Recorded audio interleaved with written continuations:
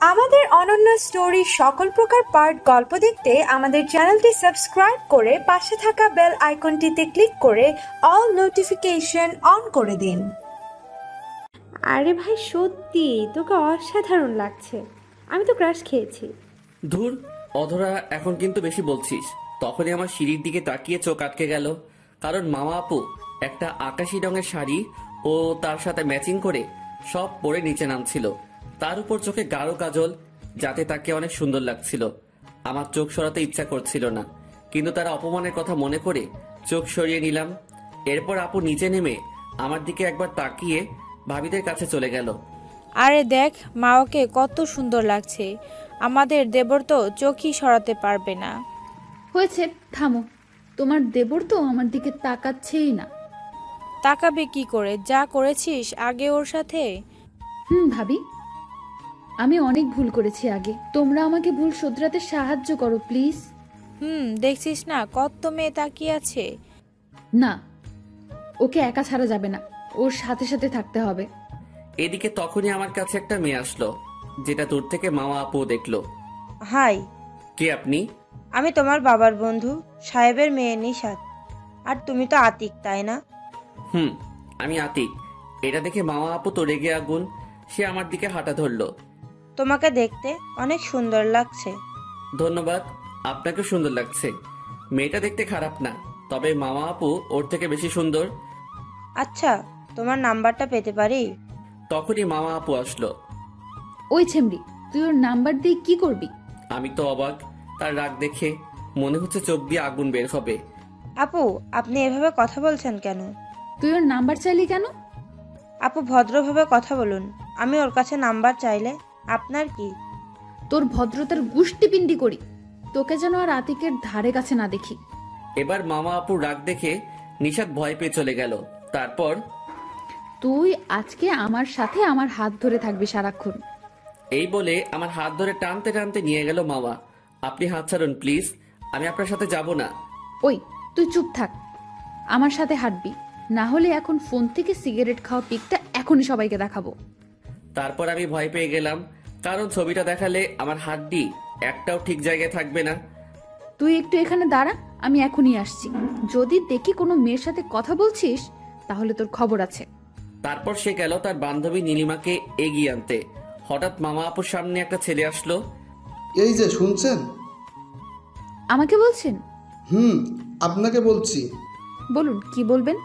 আমি দূরে দাঁড়িয়ে দেখছি, বুকে অজানা ব্যথা অনুভব করলাম। একবার তার দিকে যাওয়ার চিন্তা করেও থেমে গেলাম। আর সে থাকুক তার মতো, আমার কি তাতে। আপনাকে দেখতে অনেক সুন্দর লাগছে। যার জন্য সেজেছি সেই তাকালো না, এই আসছে আদিক্ষেতা দেখাতে। তো আমি কি করব? কিছু না, আমি শিহাব। আপনি? আমার নাম জেনে কি করবেন? কিছু না, আপনাকে আমার ভালো লেগেছে। আমি আপনাকে ভালোবেসে ফেলেছি। দাঁড়া, তোকে দেখাচ্ছি মজা। আমারও তো আপনাকে ভালো লেগেছে, কিন্তু সত্যি আমাকে আপনার ভালো লেগেছে, কিন্তু কি? কিন্তু আমি তো বিবাহিত, সাথে প্রেগনেন্টও। আপনি কি আমাকে মেনে নিতে পারবেন? এটা বলার সাথে সাথেই ছেলেটা দৌড়ে পালালো। আমি দূরে দাঁড়িয়ে সব দেখে তো অবাক। কিরে, তুই এত ফাজিল কি করে হলি? আরে শোনো, যতই হোক একটা ফাজিলের বউ হব, একটু ফাজলামো না করলে হয়? তুই পারিসও বটে। মামা আপু একটু হেসে আমার দিকে হাঁটা ধরলো। দূর থেকে নীলিমা আতিককে দেখে, আজকে তো দুলাভাইকে সেই লাগছে। আমি তো ক্রাশ খাইছি। এই, একদম ওর দিকে নজর দিবি না, চোখ তুলে নেব। বাহ বাহ, এত ভালোবাসা। আমি এখন ওকে অনেক ভালোবাসি। এইসব বলতে বলতে তারা আমার কাছে চলে আসলো। এসেই আমার হাত ধরলো। তখনই, মাওয়া, আতিককে নিয়ে এদিকে আয় মা, কেকটা কাটার সময় হয়ে গিয়েছে। আচ্ছা, আসছি। আমাকে নিয়ে গেল কেক কাটতে। তারপর আমি কেক কেটে সবাইকে খাইয়ে দিলাম। তারপরই হাতে মাইক্রোফোন নিয়ে, আজ এই খুশির দিনে আমি আমার ছেলের জন্য একটা গিফট রেখেছি, সেটা কি বলবো? বলুন। আমিও আগ্রহ নিয়ে বসে বাবা আমাকে কি গিফট দিবে।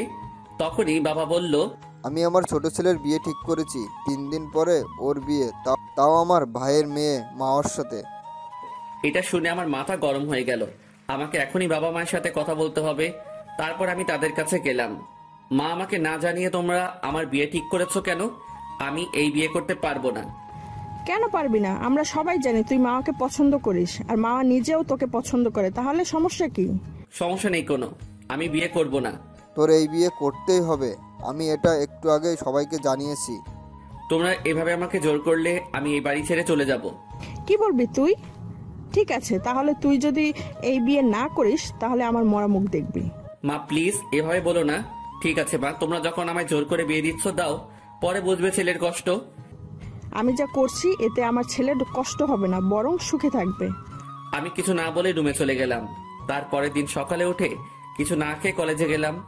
অবশ্য খাবার জন্য জোর করেছিল, আমি খাইনি। কলেজে গিয়ে বন্ধুদের কাছে গেলাম। কিরে, তোর মন খারাপ কেন?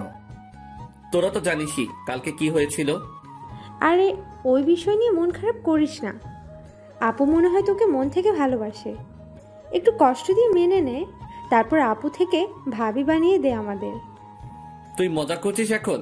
সে আমার সাথে যা করেছে তাকে আমি মেনে নিতে পারবো না। তারপর চলে আসলো বিয়ের দিন। এই কয়দিন আমি কারোর সাথে ঠিক মতো কথা বলিনি, তবুও তারা খুশি মনে আমাকে বিয়ে দিচ্ছে। আজকে পরিবারের সবাই খুশি, শুধু আমি বাদে। শেষ পর্যন্ত আমার অমত থাকলেও আমার বিয়েটা করে নিতে হলো। তারপর আমি বাসার বাইরে চলে গেলাম, খেয়ে তারপর বাসায় আসলাম। তখনই তোর কি কোনো কাণ্ডজ্ঞান নেই? তোর আজকে বাসর রাত আর তুই বাইরে থাকিস? ওকে বাবা, কিছু খেয়ে নে। বর হিসেবে তোকে যা দেওয়া হয়েছিল তুই তো কিছু খাসনি। না থাক, আমি বাইরে থেকে খেয়ে এসেছি। বাবা, আর কতদিন আমার উপর রাগ করে থাকবি? আমি কিছু বললাম না। তখনই আমার বন্ধুরা আসলো। চল চল, তোকে বাসর ঘরে দিয়ে আসি। ওকে নিয়ে যাও বাবা। আন্টি, ওকে আমরা রুমে পাঠিয়ে তারপর যাব। তারপর ওরা আমাকে জোর করে রুমে ঢুকিয়ে দিল। তারপর সবাই মিলে আমাকে বাসর ঘরে ঢুকিয়ে দিল। রুমটা অনেক সুন্দর করে সাজানো হয়েছে। তবে রুমটা সুন্দর করে সাজালেও মন ভালো না থাকিলে কিছুই ভালো লাগে না। রুমের মধ্যে বিছানায় উপুর হয়ে লাল শাড়ি পরে বসে রয়েছে মা ও আপু। আমি এসেছি দেখে সে উঠে আমার কাছে এসে পায়ে সালাম করতে যাবে। তখনই, থাক এর আর দরকার নেই, আপনি উঠুন। তুমি এইভাবে বলছো কেন? আজকে আমাদের বাসর রাত, এই দিনে সালাম করাই নিয়ম। আমার আবার বাসর রাত? আতিক তো মরেই গেছে সেদিন। একজন মৃত মানুষের সাথে কিভাবে বাসর করবেন? তুমি প্লিজ এভাবে বলো না। আমি আগের সব কিছুর জন্য ক্ষমা চেয়েছি। বাদ দিন, আপনাকে আমি আগেই ক্ষমা করে দিয়েছি। শুধু আমার ভেতরটা মরে গেছে। আর আপনি আপনার মতো চলবেন, আর আমি আমার মতো। কখনো কারো বিষয়ে কেউ কথা বলবো না। কি বলছো এসব তুমি? তুমি আমার স্বামী, তোমার সবকিছুর দায়িত্ব আমার, আর আমার সবকিছুর দায়িত্ব তোমার। বললাম তো আমি মরে গিয়েছি। সরেন এখন, আমার ঘুম পেয়েছে, আমি ঘুমাবো। ওই, আজকে তুমি ঘুমাবে মানে? আজকে আমাদের বাসর রাত, আজকে আমরা বাসর করব। দেখেন, এই মৃত মনের মানুষের সাথে আপনার এসব কথা শোভা পায় না। বলে একটা বালিশ ও কাঁথা নিয়ে সোফার দিকে রওনা দিলাম। এ কি, তুমি বালিশ নিয়ে কোথায় যাচ্ছ? সোফায় যাচ্ছি। দেখো, তোমার বাসর করতে হবে না, তবুও বিছানায় ঘুমাও। আপনার মতো অহংকারী মেয়ের সাথে এক বিছানায় শোয়া আমার পক্ষে সম্ভব নয়। তাহলে তুমি বিছানায় শো, আমি সোফায় যাচ্ছি। তার দরকার নেই। যতই হোক আপনি আপু, তাই আপনি বিছানায় ঘুমান। দেখ, এমনিতেই প্রচুর কষ্ট দিচ্ছিস, তার উপর যদি আমাকে আপু বলিস তাহলে আমি কিন্তু মরে যাব। আমি কিছু না বলে সোফায় অন্যদিকে ফিরে শুয়ে পড়লাম। কিছুক্ষণ পর কারো কান্নার আওয়াজ পেলাম। পেছনে ফিরে দেখি আপু বিছানায় না শুয়ে নিচে বিছানা করে শুয়ে কান্না করছে। এ কি, আপনি নিচে শুয়ে আছেন, তার উপর কান্না করছেন কেন? আমি একটা আনরোমান্টিক ছেলেকে বিয়ে করেছি, যার বিষয় তোকে দেখাতে হবে না। ও, তাইলে একটা রোমান্টিক ছেলেকে বিয়ে করে নিন। ওই চুপ, একদম চুপ। আর একটা বাজে কথা বললে আমি তোর জিহ্বা কেটে ফেলবো। আচ্ছা, আমি কোনো কথাই বলবো না। আপনার শুধু আপনি কান্না থামান, আমার ঘুমাতে অসুবিধা হচ্ছে। এই, ধরলে তো উল্টা কথা। আমি কি বলেছি আর তুমি বুঝলে? আমি আবার অন্যদিক হয়ে শুয়ে পড়লাম। কখন যে ঘুমিয়েছি তা নিজেও জানি না। সকালবেলা ঘুম থেকে উঠে বুকের উপর ভারী কিছু অনুভব করলাম। চোখ মেলে দেখি মামা আপু আমার বুকের উপর ঘুমিয়ে আছে। কি মায়াবী চেহারা তার! ইচ্ছে করছে তার মায়ায় ডুবে যাই। তারপর যেই তার কপালে একটা ভালোবাসার পরশ এঁকে দিতে যাব, তখনই আমার আগের কথা মনে পড়ে গেল। তাই দিলাম এক ধাক্কা। সে সোফা থেকে নিচে পড়ে গেল। নিচে পড়ে সে কান্না শুরু করে দিল। আমি পড়ে গেলাম ঝামেলায়। তুমি আমাকে এভাবে ফেলে দিলে কেন? ফেলে দিব না তো কি করব? আপনি আমার বুকের উপর শুয়েছিলেন কেন? তাই বলে আমাকে ফেলে দেবে? দেব। আমার মনে কোনো মায়া দয়া নেই এখন। আপনি প্লিজ আমাকে ছেড়ে চলে যান, আপনি তাতে সুখী হবেন। মামা উঠে ওয়াশরুমে চলে গেল। আমি ভাবছি যাক ভালোই হয়েছে, সে চলে গেলে আমি নিজের মতো করে চলতে পারবো। কিছুক্ষণ পর মামা আপু গোসল করে বের হলো, তারপর আমি ঢুকলাম। আমি ফ্রেশ হয়ে বের হচ্ছি দেখে মামা আপুও আমার দিকে ফিরল। দেখি সে শাড়ি পরছে। সরি বলে আবার ওয়াশরুমে ঢুকলাম। আরে আরে, তুমি এমন ভাব করছো যেন কোনো পরস্ত্রীর শাড়ি পরা দেখছো। তার মতোই আপনি। কি বলছো এসব তুমি? আমি তোমার বিয়ে করা বউ, প্লিজ এভাবে বলো না আমায়। আরে আপনি তাড়াতাড়ি শাড়ি পরেন, আমি এখান থেকে বের হব। আমি তো শাড়ি পরতে পারি না, কিন্তু তুমি একটু পরিয়ে দাও। মাথা খারাপ নাকি? আমি শাড়ি পরিয়ে দেব। যান ভাবিকে ডাক দিয়ে তাড়াতাড়ি শাড়ি পরেন। তুমি পরিয়ে দিলেই তো হয়। বলছি তো আমি পারবো না, আপনি ভাবিকে ডাক দিন। তারপর মামা বাধ্য হয়ে ভাবিকে ডাক দিল। তারপর ভাবি চলে আসলো। কি হয়েছে মামা, ডাকছিস কেন? আমাকে শাড়িটা পরিয়ে দাও ভাবি। আচ্ছা দিচ্ছি, তবে আমার দেবর সাহেব কোথায়? সে তো ওয়াশরুমে বসে আছে। আরে ও বের হলে তো ওর থেকে শাড়ি পরে নিতে পারতে। আমার কি সে কপাল আছে নাকি ভাবি? তোমার দেবরটা একেবারে আনরোম্যান্টিক। তার বুকের উপর শুয়েছিলাম বলে আমাকে নিচে ফেলে দিয়েছে। আমি সব বাথরুমে শুনছি, কিছুই বলছি না। কি আর বলবো, কারণ তাদের সাথে কথা বলার আমার কোনো ইচ্ছে নেই। তাই নাকি? ভাবি। আচ্ছা তুই দুঃখ করিস না, সব ঠিক হয়ে যাবে। কথা বলতে বলতে শাড়ি পরানো শেষ। এই যে তুমি এখন বের হতে পারো, আমার শাড়ি পরা শেষ। তারপর আমি বের হলাম। বের হয়ে দেখি মামা আয়নার সামনে বসে সাজছে। ইচ্ছে করছে তাকে পেছন থেকে জড়িয়ে ধরতে, কিন্তু নিজের ইচ্ছাকে সংযত করলাম। কি পিছনে বসে কি ভাবছো? মামার কথায় হুঁশ ফিরল। আমার না, কিছু না। আচ্ছা চলো, নিচে খেতে ডাকছে।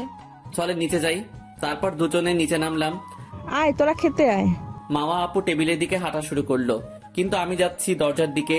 তখনই মা টেবিল থেকে উঠে এক প্রকার দৌড়ে আমার সামনে আসলো। বাবা আর কত রাগ করে থাকবে আমার উপর? মা আমি তোমাদের উপর রেগে নেই, আমাকে যেতে দাও। কিছু খেয়ে তো যাবি? না থাক, একটু বাইরে কাজ আছে বলেই বাইরে চলে গেলাম আমি। তারপর একটা রেস্টুরেন্ট থেকে খেয়ে বন্ধুদের কাছে গেলাম। আর এইদিকে আমি বাসা থেকে বের হওয়ার। এ কি মা, ও বাসা থেকে এভাবে চলে গেল কেন? তোর কথায় ওকে তোর সাথে বিয়ে দেওয়ার জন্য জোর করা, আমাদের সাথে ঠিকমতো কথা বলে না, আর সেদিন থেকে বাসার কোনো খাবার খায় না। তাই বলে এভাবে বাসায় খাওয়া একেবারে বন্ধ করে দিবে? আচ্ছা তাইলে আমিও খাবার খাবো না। আর বলেই রুমে চলে গেল মামা। আরে কোথায় যাচ্ছিস? দাঁড়া এভাবে। আতিক যতক্ষণ বাসার খাবার না খাবে ততক্ষণ আমিও খাবো না। এই বলে রুমে চলে গেল। তারপর কেউই খাবার খেলো না।